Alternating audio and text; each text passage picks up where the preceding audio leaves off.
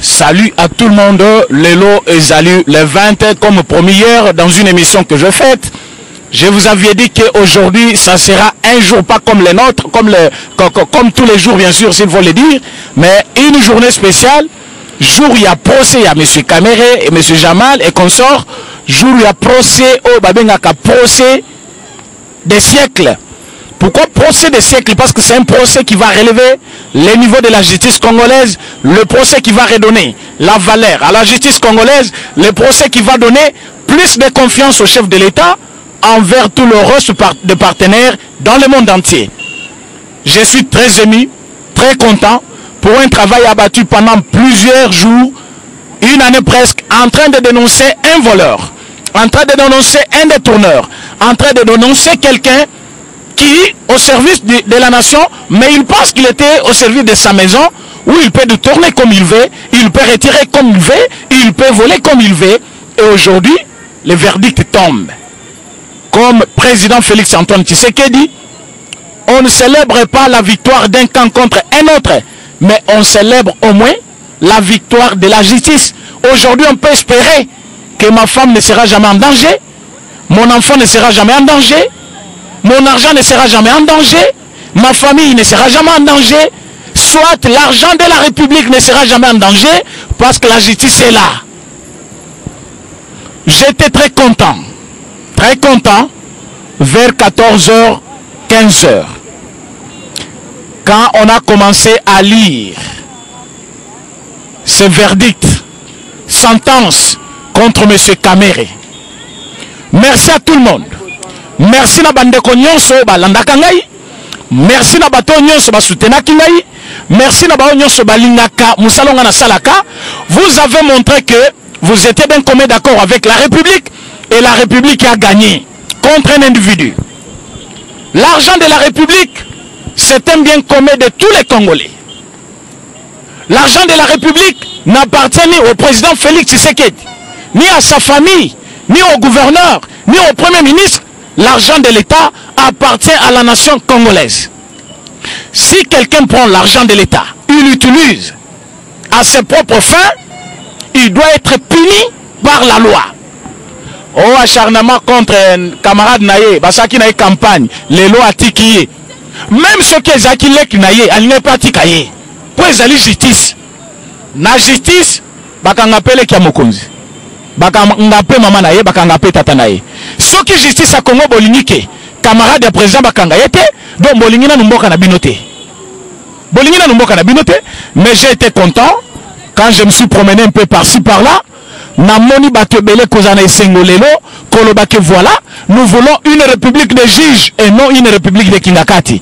Une république où quelqu'un est jugé sur base de faits par rapport à mutu eloko ya sali ba sambisie ba katelepe mbanunaye et ba tutu ba moni yango. C'est ça une vraie justice. La Bible dit la justice élève une nation et non le parlement. Ba l'obité parlement.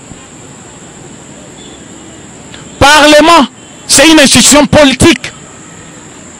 Mais la justice, c'est un organe qui régularise toutes les décisions, que ce soit de l'institution, que ce soit d'un individu. Donc tout ce qui se passe dans le pays, l'organe justice, il faut régulariser. Mais comme on a qu'il y avait des individus, hier, très mécontents, très agités, surtout dans le bas qui est aux États-Unis. Mais piqué crise en Europe, aux États-Unis. Président René Bolobinin, j'ai fait l'émission hier dans une pression que vous ne pouvez jamais vous imaginer pour apaiser un peu la morale des gens. Et j'avais déjà dit, M. Kamere sera condamné. Nalobaki M. Jamal sera condamné. Pourquoi Nalobaki Yango? Je savais déjà que dans le détournement des deniers publics, bakataka 20 ans. Natanga qui peut déjà article 145. Yango moni na ebisaka bino yango. Lelo oyo balobi na onga na ebisaka bino avant. Plaidoirie mobimba. Na onga na salaki avant. Vous êtes d'un commun d'accord avec moi que je n'ai pas trompé, je n'ai pas. T'as pas côté nyonso na lobaki yango bomoni yango. Mais qu'est-ce qui s'est passé? Qu'est-ce qui s'est passé? Juge wana na cour constitutionnelle, na président ya cour constitutionnelle, na greffier ya cour constitutionnelle. Je dois tout dire aujourd'hui, il y avait déjà un suspect. Président de la Cour constitutionnelle à lobby, moi je n'ai pas demandé de transmettre un dossier à M. Kamere. Par contre, j'avais déjà répondu à un dossier depuis le 17. Mais qui avait demandé dossier à Kamere? Greffier. Greffier a commis le président du tribunal, Mazo comme la greffier Moussoussou, divisionnaire. Oh, peut-être que dossier à Kamere. Greffier divisionnaire à lobby, mais dossier vous en déjà.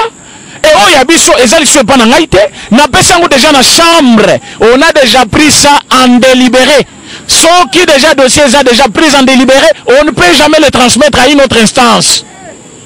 À ce niveau-là, nous sommes dans l'impossibilité de vous remettre les dossiers. C'est comme ça. Après ça qui dossier dans la Cour constitutionnelle, Batouba bengi lobby, mais procès kozalate, caméra koza condamné, Batouba bengi nga lobby, ceux qui kaka ba condamné caméra était, donc Félix n'est pas président. Ah! Mais Félix n'est pas juge. Félix est président. La justice fait son travail. Tous et la lobby, baka ta problème. Mais comme moi je savais déjà, par rapport à procès Kendaki, n'ayebaki déjà que M. Jamal, M. Kamere, compte Amida, compte ya Soraya, compte ya Nan, bako kangayango et bango mibale bako kota prison. C'est ce qui s'est passé aujourd'hui. Pour n'abord bazaki kotuna preuve zaliboyi. C'est M. Kamere Vital qui avait mouvementé les comptes. Il y a M. Jamal. Dans quel sens? Yende à Sengaki, ministre de la Finance. Et puis, ministre de la Finance a instruit le gouverneur de la banque. Gouverneur de la banque a Bimi Simbongo. Donc, c'est M. Kamere qui a donné l'ordre pour Bimi Simbongo. Yom Tozai Kotuna. Aïbeli Plasnin. Plasnin ya Zimbongo. Bon, là, ça biso preuve. Na détournement des deniers publics. Infraction intellectuelle, et ça a preuve palpable, tangible. Preuve nango, moutako aligné 5 personnes pour bayi belaye, il y a qu'un de cause, on a 6e personne. À lobby, ministre, ordonné à gouverneur. Gouverneur, Bimi Sambong, gouverneur à Bimi Simbong, même bon, on est-ce que pour le compte de la République, mais ça l'est la République. Maintenant, Batounio. Yo lobby, non. Il y a Zuli Mongwapi. Non. C'est M. Kamere qui est responsable. Il y a détournement. Dans quel sens? Il y a un chef. Il y a travaux Yonsoana. Du fait qu'il n'a pas veillé. Du fait qu'il a donné des ordres. Du fait que lui-même est trempé par un don au Jamal Pesaki. J'avais déjà tout expliqué. Le nom de la terre. Plaidoirie au Basselebino, le 11. Moi j'avais déjà fait ça avant. Verdict au Bapessi le nom. Moi j'avais déjà donné ça avant. Et là, on a la lelo, ils ont makambo bilo boy sanga na te. Makambo na ozela ils ont champagne dengue bolo baki, champagne koko na ndenge a jeté. Président René, soki Kamere za condamné, Kamere yoana za condamné. Dans quel sens? La République des juges, la République démocratique du Congo, où chacun maintenant reconnaît ses droits. Où mutoyebi ke so betinga mbata na kofunda yo bakangio. C'est la République que nous voulons. Na poto mwana muki azalaka te, mukolo azalaka te. Mwana na nga za kate mwana na yo beti akeko funda na leta bakangi yo mwasi na yo pimele mbongo akeko funda na leta bakangi yo. République des juges, la République démocratique du Congo doit être appelée une république des juges. Ceux qui veulent mboke bonga il faut mboka na biso comme république des juges. Pour mutobanga mbongo à l'état il faut to comme république des juges. Exactement tout moko zo yiba mbongo a commission subalterne na ye yoza kasima na ye preso preso ye congolais yo congolais ya zozo mbongo l'état tient na poche yo sima na ye kaka preso leader na biso ye nanga to province moko mais pas na olali nzala et pas na ye bana balie mususu etikali bake ko fêter na boîte de nuit ba mususu basali ba voyage ba mususu ba côté na business première classe yo na ndako kaka preso ndeko na biso oh vous ne savez pas moi si Kassayen président Zamutu à côté na biso makambo na ezate. Oh, vous ne savez pas, Premier ministre Wana, Azamutia Katanga, Napena Katange, Makambo Nezate. Nous sommes maintenant dans une république, les juges, au Ibimbongo à l'état Bakangio, au Fingi Mutu Bakangio, au Betimona Batu Bakangio. république wana nde kosala ke mboke mata soko za na république ya ote boyebite nganga tange est-ce que bakatange babuja bango ndela mo ba musoba loba so ba mona bakanga Shadari te pas de ko ya Kabila hein vous blaguez avec la justice moderne de quoi Kabila zatende quoi Tshisekedi azate. Nous sommes dans une république où ceux qui boyoki mwana Tshisekedi le ki Tshisekedi Félix ayibi mbongo bakangiye pona nini lelo bato ebele bazawana bazana bandaku na Gombe bazana mituke ebele me mbongo na bango te mbongo na yo bazoyiba bazotsana bakese na bango me musala bango nini bazoyebisa yo no omoni mboka eza na pasi moyen topesa jeunesse musala eza te mboka na biso produit carrière jeunesse à cause musala te me mwasi nazosala mwana nazosala mwana nkasi nazosala bandeko kaka na yo nde il faut basala me bato mosusu te musala eza te. Alors ça ce n'est pas une bonne république. La république que nous voulons, c'est une république où chacun reconnaît ses droits. Une république où chaque personne a zali ko jouir na bozuna biso. Nous sommes dans une république démocratique du Congo. Oyo diamant ezali, oyo oro ezali, oyo cobalt ezali, oyo mabele bele ezali. Mais souffrance bele utaka wapi ba politicien. Mibi balingi mbongo alete koma ya bango. Et petit peuple a souffri. Bato baza na confinement, député zo senga baba ki $2,000. Bato na confinement, zande zo salate. Mais député lobby baba ki $2,000. Jeannette Kabila leki na télévision, ote vie sociale abasode za mabe, hein? Vie sociale abasode za mabe. Lingala oyebite. Tango social abasode za ki kobe baba na baza ko diriger. 18 ans. Yaya na yo président, yo député, le londe oyebi vie abasode za mabe. Tango yaya na wazaki président chef de l'État. Yo député kuna yo Jeannette Kabila na votaka yo pour comme député nani ko voter yo. Na kisasa ba ko voter yo. Kaka na esi kuna nde ba votaka yo na este. On a Jeannette Kabila via sociale mais ba généraux zo ba futa makasa $50. Ba ngonde ba toni si ba ndako na ville non? Est-ce que mutu ba futa $150 koza na ndako na ville? Mutu ba futa ka $150 yo Jeannette Kabila mais na ebité so raisonner malamu. Une femme députée comme toi, au leki na télévision, au lobby non, bafutaka général 150, c'est déplorable, nambo kanabiso, mbongo ezebele. Comme mbongo ezebele, ba généraux wana, bazotonga bandako ya $30 millions, $2 millions, azo somba lupango na ville, mais muto bafuta 150, mbongo wane uti wapi, bazali ko entraîner guerre kuna, ba extraire minéré. Après, il y a un petit peuple, Mboke Zamabe, président des Zambabé. Lelo, batongeli bango bandako, préfabriqué. Moutou bapesa qui marche en dako, akamati mbongo nyonso atien en dako. Moi, j'aurais voulu bien entendre que, mais c'est quand même que dans la Zumbongwana, akena walungu kuna, atongi ba école, asali ba nzela, asali ba do, ba orphelinat. Ndeko kamera Zumbongo, akeko sombe la mida, chenette, il y a $250 000. $250 000. Yozo kaka $1,000, pesa ba chair nyon so Kinshasa. Au pesa combien de personnes? $1,000. Mais y'a ba pesa 250 000 ya cadeau Chanette. Ba bengi pe media boye ko filmer moi sinangaye. Moi so l'équipe nyon so mukil na pesa Chanette ya $250 000. Ba ke ko sombele ndako na poto na France, ba pesa ndako na kombo. Na kobenga komba ngote parce que kombo a soni. Mais mbongo bazui pona ko réflexionner ndako na $1 million. Comment va quoi réflexionner ndako na 1 million? Donc ma somme on a combien? Petit peuple à souffrir. Après les lois condamner muto modèle wana, yo bimi na zelo lobi non, azande ko na biso, ndeko na yo, tango zaki mbo wana peso combien? Mapango ba tena kombo ya basoraya, ba Amida, banani, mais le peuple congolais gagne quoi? Moi je suis là, regardons.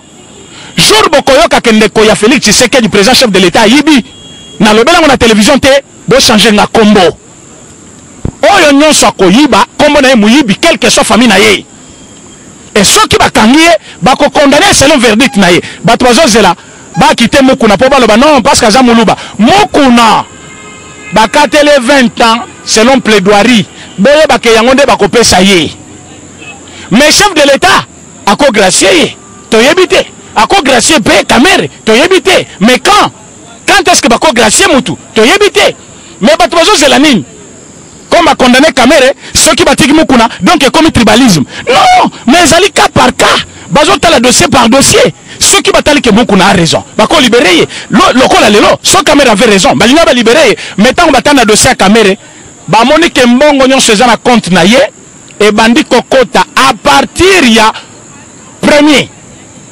versement ya compte ya monsieur Jamal mbongo wana tango koti bayebisi monsieur Kamere tozomona ralentissement na misala zo salama sur le terrain. Qu'est-ce que tu as fait pour votre petite connaissance?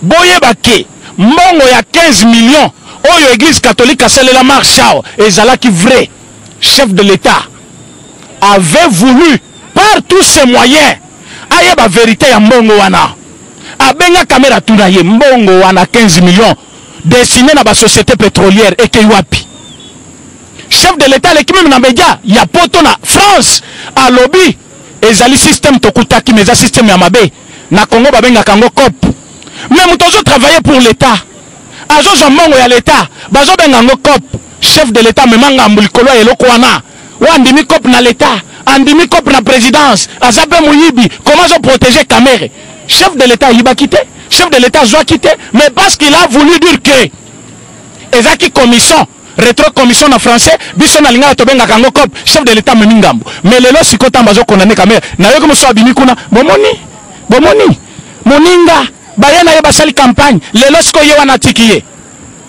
na justice batika ka mutute tokoza biso mibale yo yibinga na moni na yebisa tika mbongo ya bato boyi baye bakokanga yo muto yibi tu es là wapi mbongo ya batu mbongo ya so de moto boye bakelikambo so de moto na bandite oyo bazo sambisa we esili lelo ezali anda ko préfabriquer ya so de moto makata liso 20 ans mususu tango bakozwa lisusu na tanga mususu et bon juge akufi pamba juge Nyai Raphaël paix à ton âme monument moko ya monini faut basala corps nyonso avocat il faut basala marche basenga monument pour na juge Nyai oyo akufaki likolo ya procès oyo lelo bo condamné batu mais mutabanda ki procès bobo samiye juge Nyai il faut monument moko ya monene na kombo na ye parce qu'akufeli justice congolaise et tant que banda ko sambisa il n'était pas kassayen azaki a famille Tshisekedi mais il a voulu que la vérité éclate il a posé des questions tant ba moni que azamur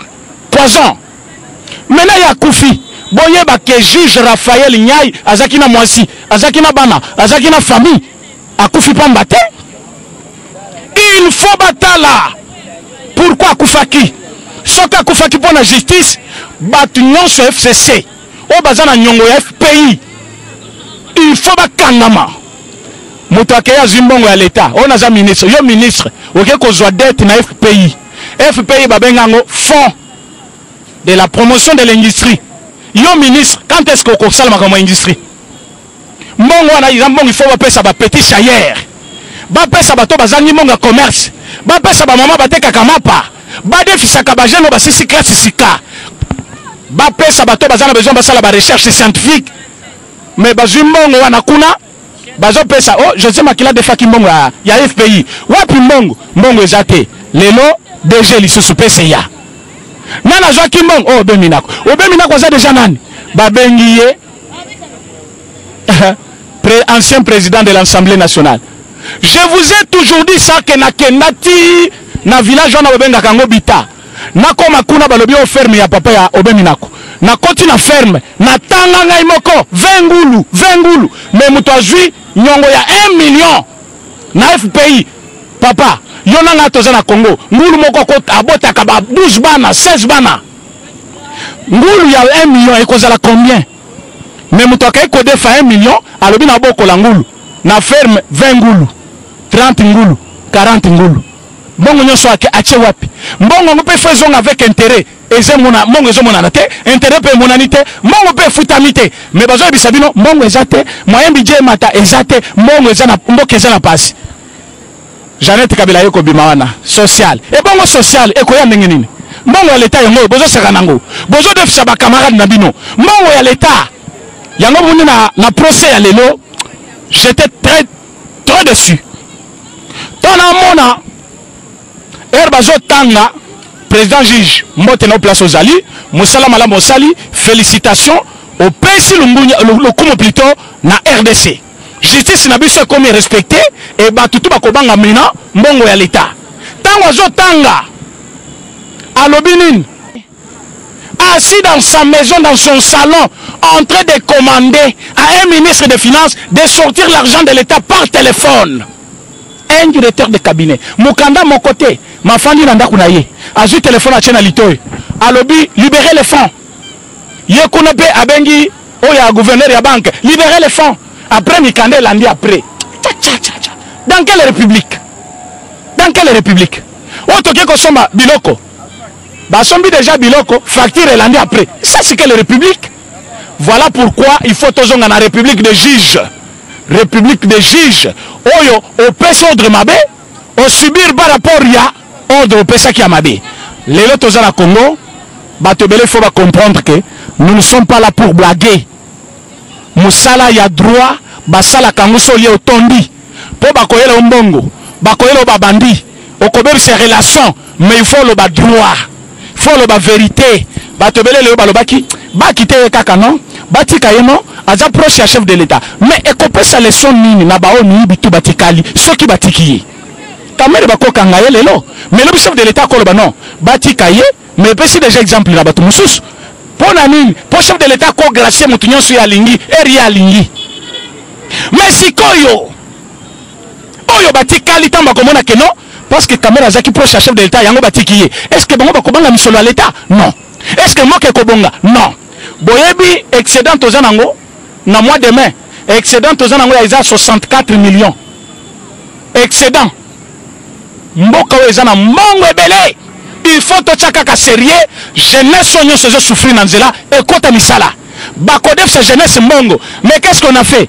Basundul na jeunesse, otika na misère, okoma mutu passe, alors ba no betela bango beaucoup preso zo betela preso et pas na balé soso. Yo ke kuna, osombi likabo à 500, osombi kwange kauka, olie. Onde na lie bondenge pe bango balé. Bolendenge makota? Bolendenge makota? Yo le kwanga 500. Na nani? Mosus bazo teka soki dendo.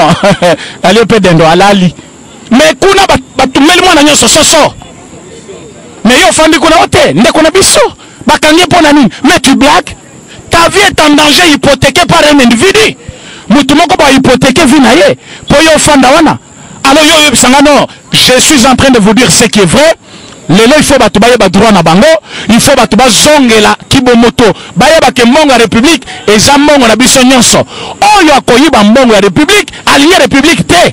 Ce n'est pas qu'aligné Fatite, mais Fatite président. Motubayo kani bien, basale la mboka. Bapesi comme on accord na bango, cap pour le changement.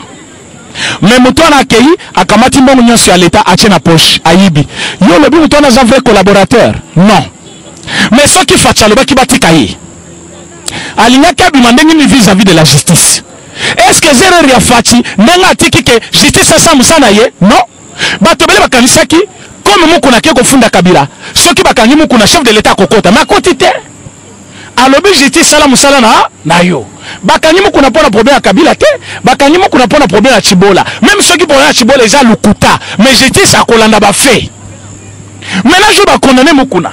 Est-ce que baloba pe obima balobi non, biso baloba, bakanimo tuna biso te, pona muni bakanga ki doli.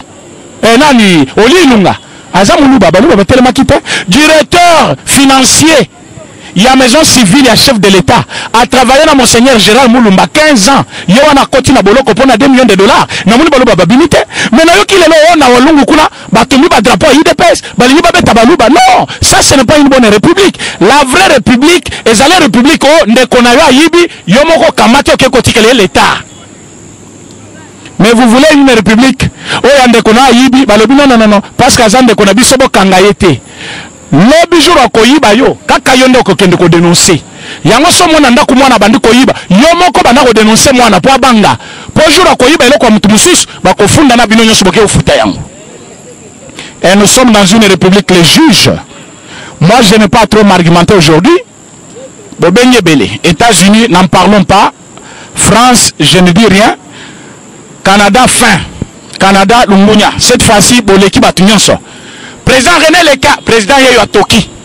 Pour Nani Naleki, je voulais vous dire que verdict quoi il est là et quoi sur base de rien té procès à qui moulaï mais bon retenir ceci détournement de deniers publics ba pinisa kayango na loi na biso na article 145 bis na code pénal tome 2 na kati ya article wana balobi boyi moto nyonso azali mandataire au cadre ya l'état officier wakoyiba mbongo ya l'état bako condamné ye na mubu moko soit 20 ans de prison et soki ba condamné ye abimi na boloko akoki kozala candidat te akoki kozala votant te c'est-à-dire akoki ko voter te bako voter ye pété et s'il bongo te soki azali mutu ya libanda lokola Jamal soki asali 20 ans na ya prison il faut ba bengana ya zonga mboka na ye na oki batu mususu no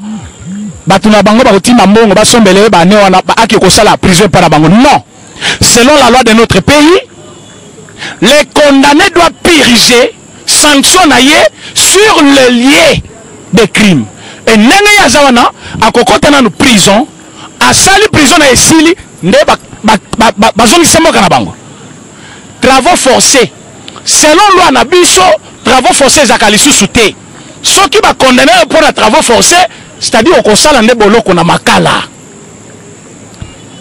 et soki maintenant parti à caméra ba sepelité ba koki ko interjecter appel mais soki peine appel ba gagner te ba doublaka peine yo so mona cadeau ya mariage $800,000 même mariage à Messi Lionel Messi ba pesa $800,000 te mariage à Chature Amida $800,000 4 dip abengisaki banana mariage oyo ba pesa ba cadeau wana ponga pe na kindate bana ba pesa cadeau wana siko ako menisama na batulibabe la fille Soraya balobi compte na ye bakangi même soki jiba chaki mongo kuna bakangi ni atata na ye compte ya Jamal bakangi compte ya Justin do batu nyonso wana bazaki wana compte na bango il faut ba récupérer mbongo mais basali bien pour basombele République démocratique du Congo ndako na France tokozwa ndako wana bandako nyonso matonge to récupérer mama Amida bandela commerce hein lokola mbongo nezaki ya commerce na mbongo zaka makaso bandaki yango depuis 20 ans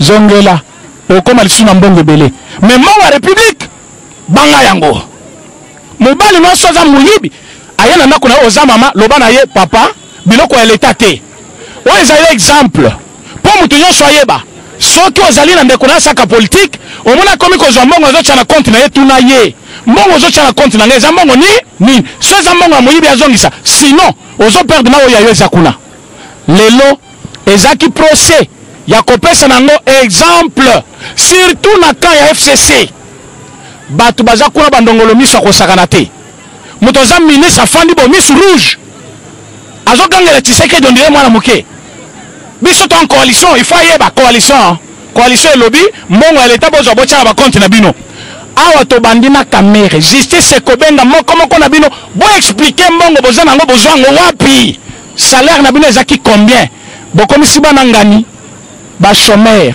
babetela kabino maboko na ba parti na bino politique bato bazwa kamisala ka ba papa ya 50 ans 40 ans et bongo ba jeune to bazo sisa classe ya bango mosala bakosala jour nini ozosenga expérience ya 10 ans po moto akoma na expérience fo banda mais abandi nanu te expérience akozongo wapi babetela okaka maboko yo nani ngai Lambert Mende ngai tango balobi ah mais c'est quoi ça vous êtes nombreux na FCC oyo kalate peine na bino ekozala grave bakoben sabino moko na sengi bino boy nazali na rendez-vous moko très important par rapport au procès à lelo nayaki po kaka po comprendre que j'avais fait un travail pendant une année ya ko dénoncer M. Kamere baboto na passeport na ngai likolo ya problème na ye balandanga na limité ba pasula parapluie ya mutuka parce que balingaki tena lo ba makambo poison wakendaki nango mwanda pour que empoisonner chef de l'état mais tant on a dénoncé makambo yo